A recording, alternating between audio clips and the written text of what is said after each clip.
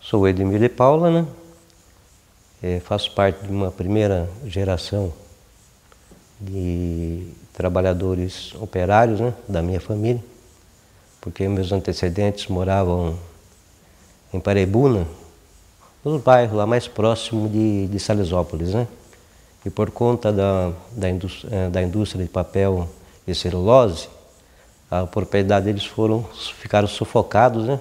Por conta da plantação de eucaliptos, e eles migraram para Mogi das Cruzes, né? Trabalhei como engraxate, vendedor de verduras que minha mãe plantava. Em Mogi das Cruzes, ingressei na indústria, trabalhando na Eugi Máquinas, indústria de tubo bacite, café solúvel, né? Quando saí e fui trabalhar em São Paulo.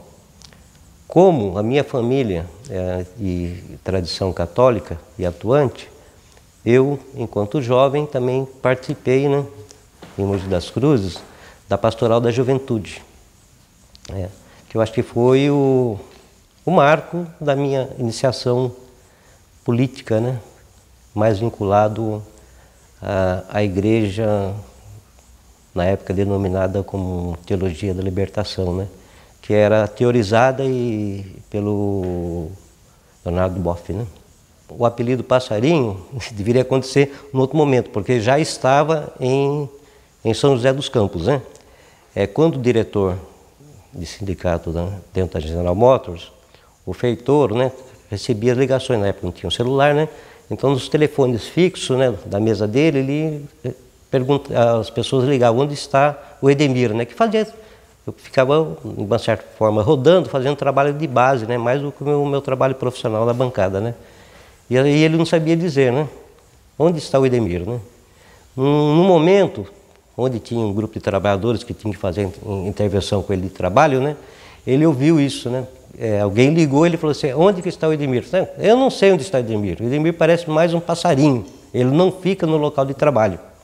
Aqueles trabalhadores, né, ouviram e esparramaram. Daí é um apelido que surgiu dentro da GM, que eu creio que foi muito carinhoso, né?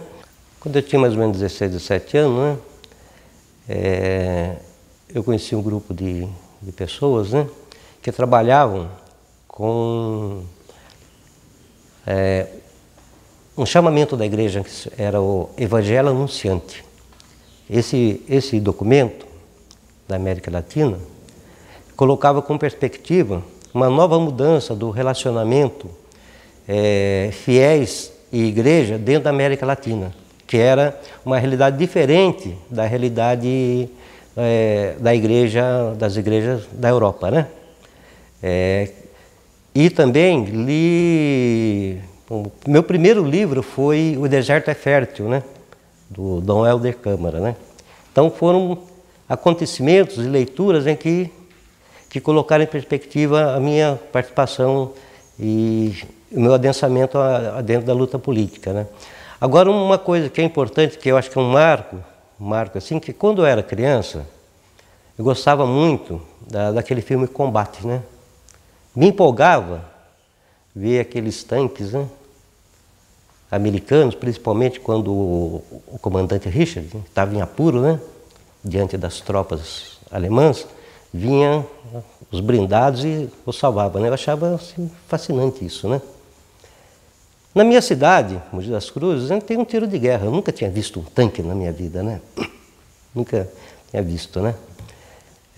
Eu abro essa fala para entender depois, né, o que eu vou estar relatando.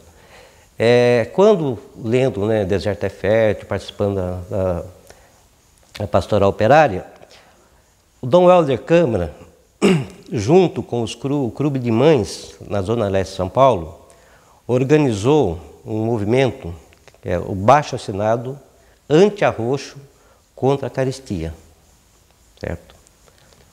O padre da minha paróquia e a nossa pastoral da juventude, nós entramos nesse movimento.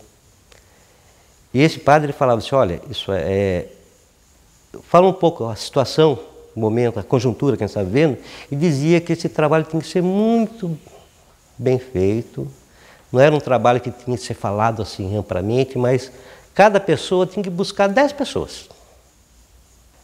E cada 10 pessoas entregar um abaixo-assinado. E trazer esse abaixo-assinado para a gente sempre estar conversando, avaliando e tal, né? Nossa paróquia nós fizemos com muito cuidado, né? Reunimos perto de 600 assinaturas. Esse abaixo-assinado deveria ser entregue numa concentração na Praça da Sé, isso em 74, né?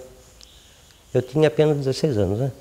Depois de reunido as 600 assinaturas que a nossa paróquia conseguimos, nós teríamos que levar na Praça da Sé. Esse era um trabalho simultâneo em toda a Zona Leste, né? E nós fomos lá com nossos humildes e bem conversados e trabalhados 600 assinaturas. Quando eu e a minha turminha, a nossa turminha da pastoral, descemos do trem na estação Roosevelt,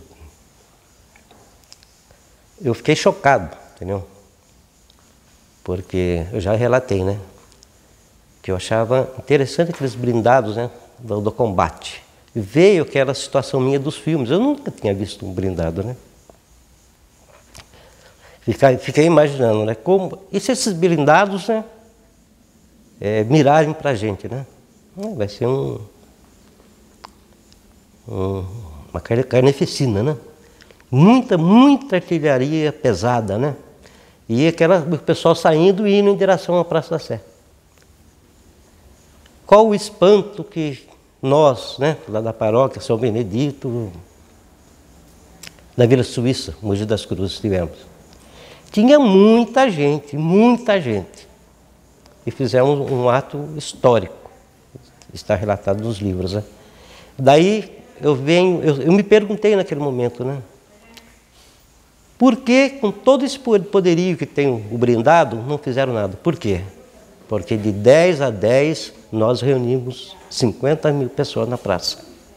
O que aconteceu na Praça da Sé teve um efeito tão forte no meu pensamento, na minha intimidade, na minha preocupação com as coisas que aconteciam no país, que me levou a estar buscando a pastoral operária.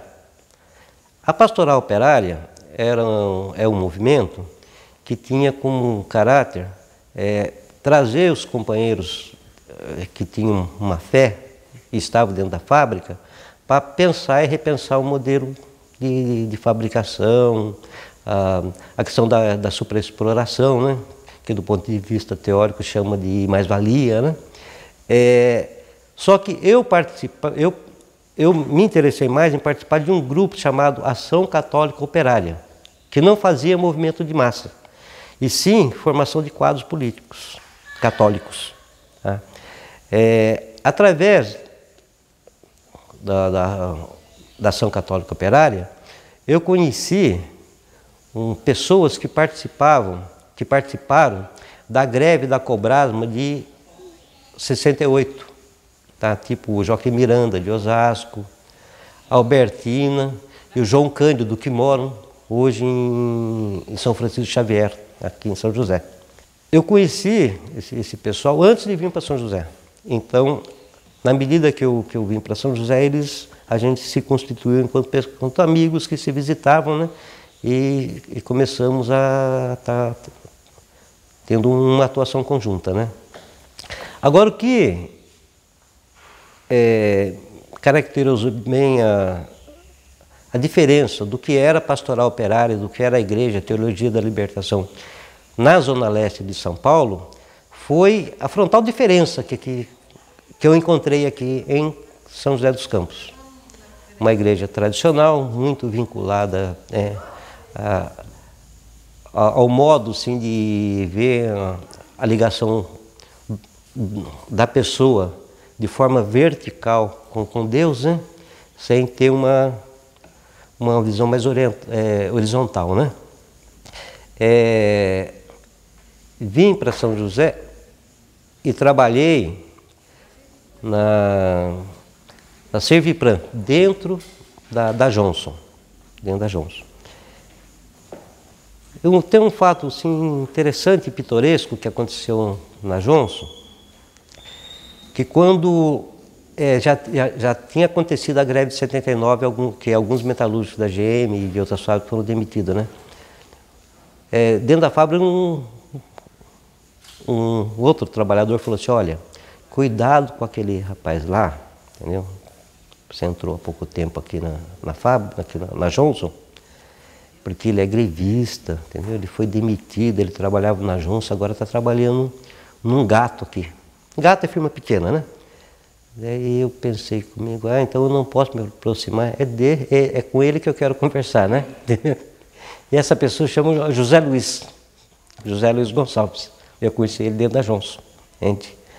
E daí comecei a acompanhar e conhecendo as pessoas, né? José Luiz me convidava e as coisas tinham que ser muito assim, clandestinas, não podia ser muito aberto, né, o convite, né? Ele me convidou para participar de umas reuniões que aconteciam num predinho, num sobrado, perto da rodoviária velha. Lá foi a sede do PT, entende? A gente já fazia reunião para fazer a oposição da direção que estava no sindicato metalúrgico.